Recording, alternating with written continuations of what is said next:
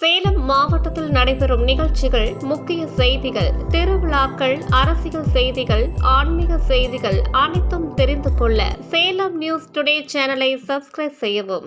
அயோத்தியா பட்டினத்தில் தமிழக முதல்வர் பிறந்த நாளை ஒட்டி குத்துவிளக்கு வழங்கும் விழா நடைபெற்றது.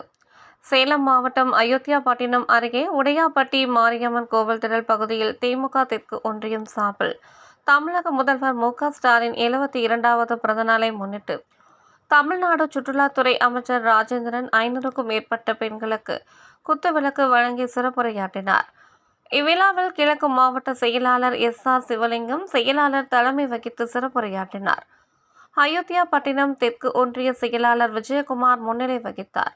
கிழக்கு மாவட்ட அவைத்தலைவர் கருணாநிதி, மாவட்ட விவசாய அணி துணை அமைப்பாளர் செந்தில்குமார், முன்னாள் ஒன்றிய குழு தலைவர் ஹேமலதா, விஜயகுமார், துணைத் தலைவர் புவனேஸ்வரி, செந்தில்குமார், அயோத்தியாபட்டினம் பேரூர் செயலாளர், பேரூராட்சி மன்ற தலைவர் பாபு என்கிற செல்வராஜ், கிழக்கு மகளிர் அணி மாவட்ட துணை அமைப்பாளர் ஏழுப்புலி, ரேவதி, மாதேஸ்வரன், மாவட்ட பிரதிநிதிகள் அகரம், ராஜேந்திரன், குமரவேல், இன்பராசு, சின்னத்தம்பி, ஒன்றிய துணை செயலாளர் ஹரி, காந்திமதி, மாசி, வேலு மற்றும் மாவட்டம், ஒன்றியம், பேரூர் கிளை நிர்வாகிகள் உள்ளிட்ட பொதுமக்கள் பலரும் கலந்து கொண்டனர்.